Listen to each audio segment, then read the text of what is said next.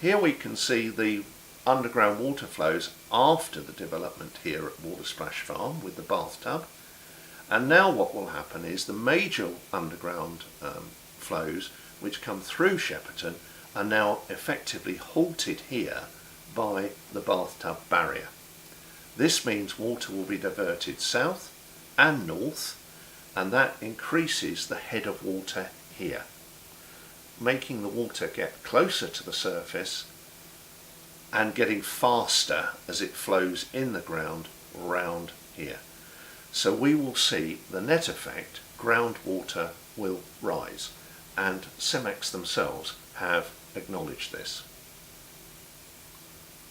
The net result then is that the Watersplash Farm area floods, the groundwater rises and the combined waters spill out over eastern Shepperton up to Thamesmead School or thereabouts and beyond towards the High Street. Well, you're saying to yourself, surely that could never happen. Nobody in their right mind would put a development in that could possibly cause that.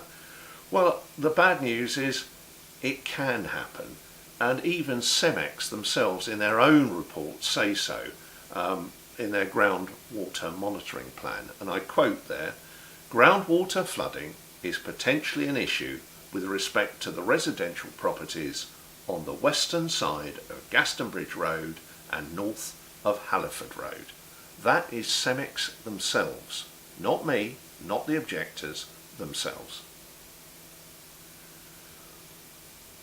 Well, because of that, all CEMEX currently have done is come up with a risk reduction strategy. That doesn't mean to say the risk goes away, it just says they have a way that they've documented that they think might be able to handle it.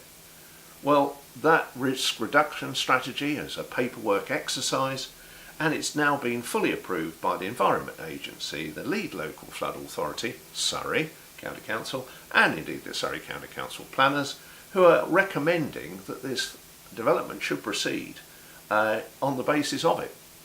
So already a risk reduction strategy is being used as a green light. Well, that risk reduction strategy doesn't hold water, if you'll excuse my pun. The first thing is they have to ensure that local flooding is given sufficient warning so that residents can escape. Well, CEMEX have taken the view on that one that they are installing a bell on the site to give their workforce warning that the flooding is about to happen on site so that they can evacuate. Marvellous. CEMEX will also monitor boreholes that are on the edge of the site. Good news, you'd say. But that for 3 consecutive months, those boreholes are monitored, and if water in them gets within less than 9 inches of the surface, they will then call in a drainage expertise company and ask them to design some system to lower the groundwater.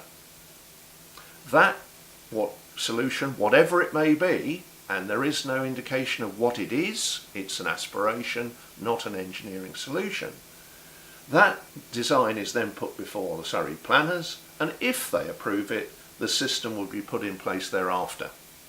So after 3 months of high groundwater, rain and rivers rising, we might get a design, undefined as such, we might get it installed, and it might do something to lower the groundwater. I put it to you that after 3 months of monitoring and then that process, we're looking at 6 months minimum, during which time I think Shepperton would be largely underwater. In other words, it is not a solution, and it is certainly not a risk reduction measure.